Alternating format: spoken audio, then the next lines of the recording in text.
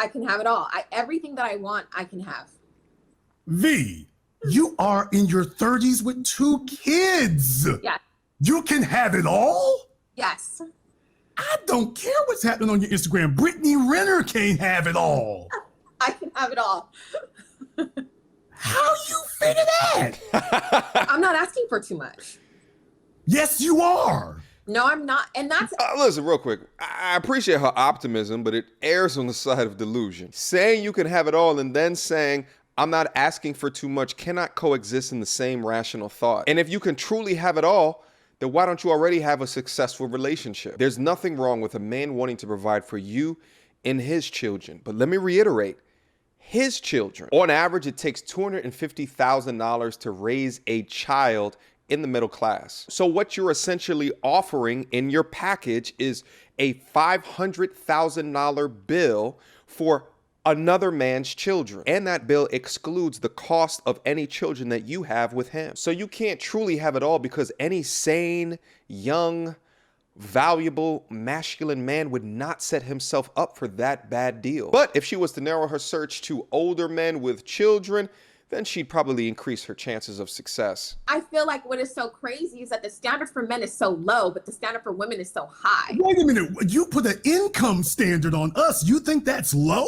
All you have to do is keep excess body fat off of you.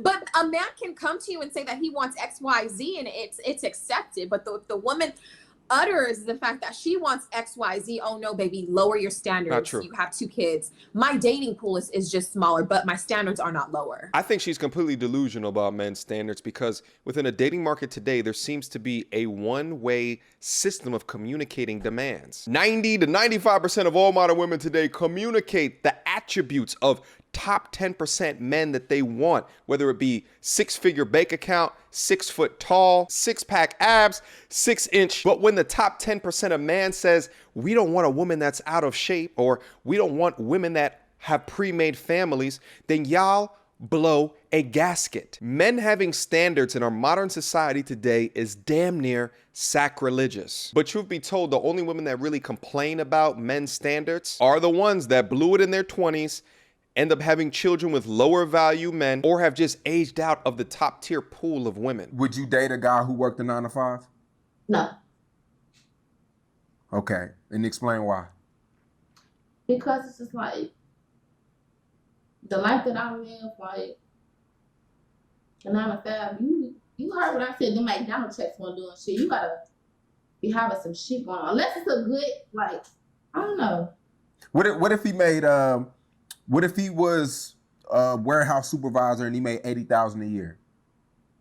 As long as you spending money, I don't got time for all that cheap ass shit. Like, if you cheap, you don't gotta worry about me. I'm out. Like, so to you, as long as you ain't cheap. Okay, if you feel, okay, let me put it like this, boom, because I be feeling like some regular guys, like I come across, they cute as hell and shit like that. You cute, when we get the top end, like, you know what you need to do, like spending your money, you ain't cheap. Like, I can't deal with the cheapness. Like, that's one of my pet peeves. Like, if you cheap, what's cheap? Wait, what's cheap? Is cheap if you want something and they tell you no? Yeah, I don't, that no shit, I ain't with none of that. Like, no, you telling me no? You ain't talking to me. We ain't talking, it's nothing to talk about. Nowadays, that's just how that shit go. Everybody be, oh, you selling, and I'm just saying, that's what they say. People, if you want something, no, that's just how that shit go nowadays. Modern men today need to differentiate between women that have thought patterns like this one right here versus women that have their heads screwed on correctly. I am not sure who this young lady is or why the interviewer cares about asking her these questions about 9 to 5 men, but I could tell that she brings nothing to the table besides gang affiliations in the mind of a teenager. So with you, it's not really the money, it's the lifestyle. You don't like slow money. You want a guy who gets fast money. Yeah, you gotta have some shit going on, like, and then like the lifestyle I live, like,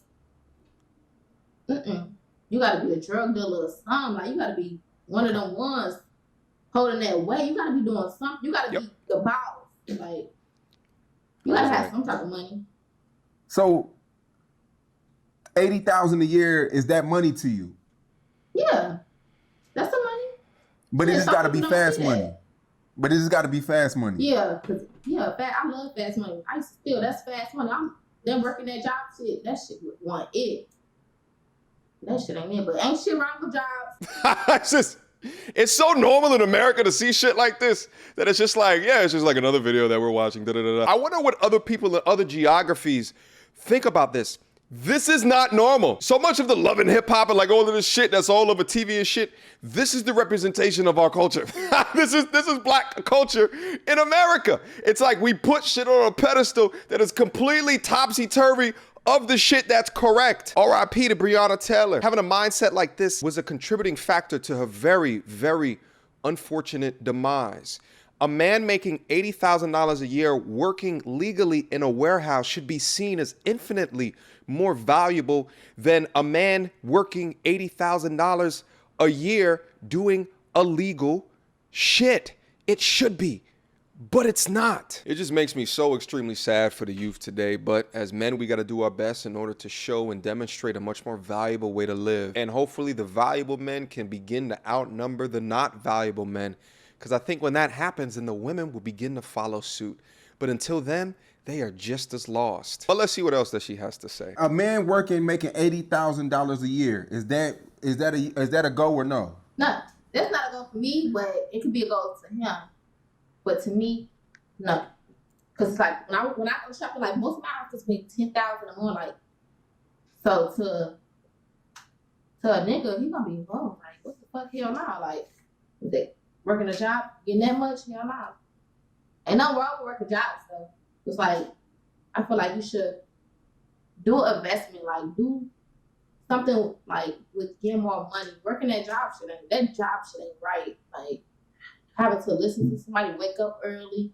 I can't do that shit. I can't. Fast money is going to invite slow problems. And if you are spending time in your life to keep up with the ridiculous demands of a young woman like this through theft or, credit card scamming or even like getting into the dope game and shit like that, if you're doing that, do understand that you're going to get everything that you deserve. You should already be able to tell by the way a woman projects her image to you, the way that she speaks, the image that she upholds, whether or not she's worth the time, energy, and effort for any deserving man of value. A black therapist claimed she was fired after her video criticizing black men for not going to therapy on TikTok went viral. Watch this video.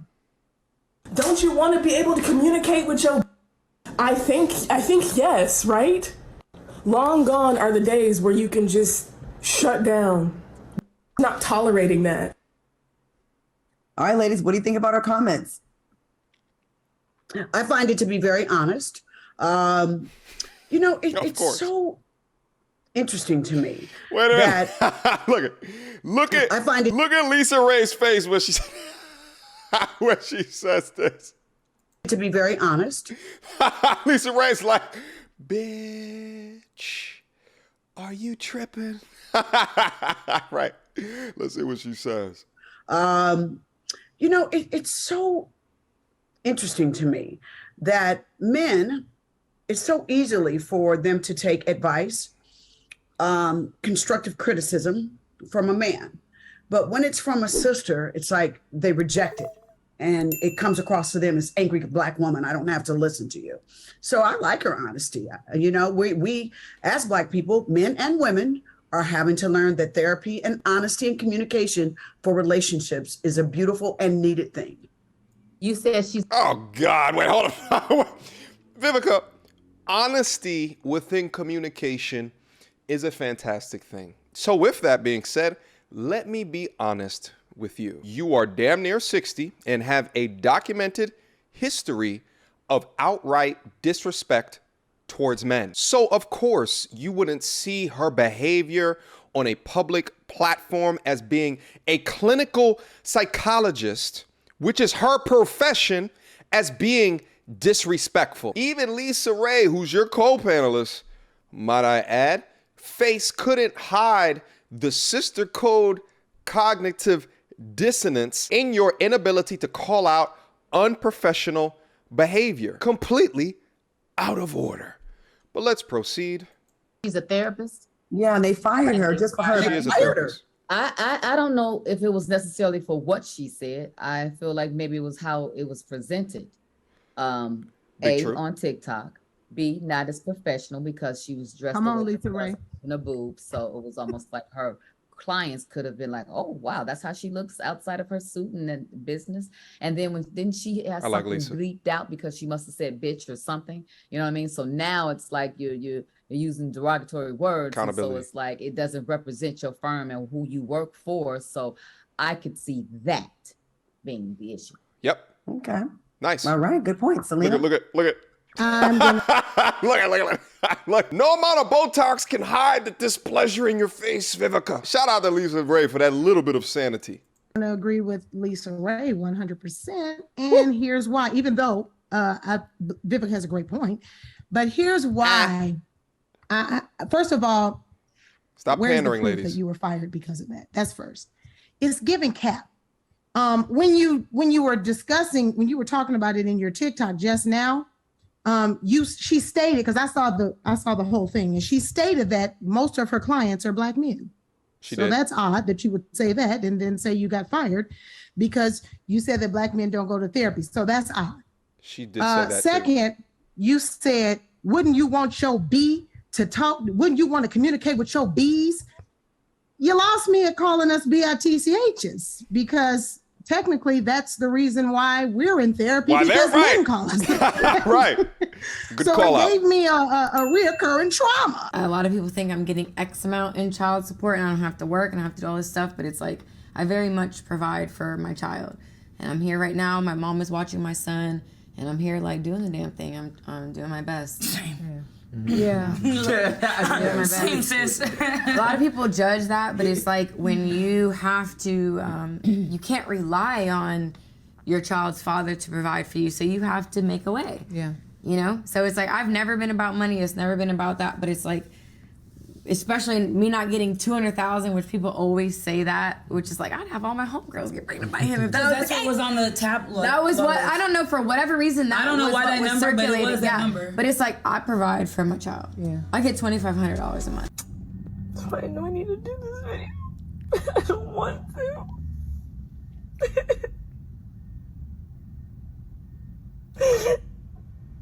Forgiveness has been a really big theme in my life.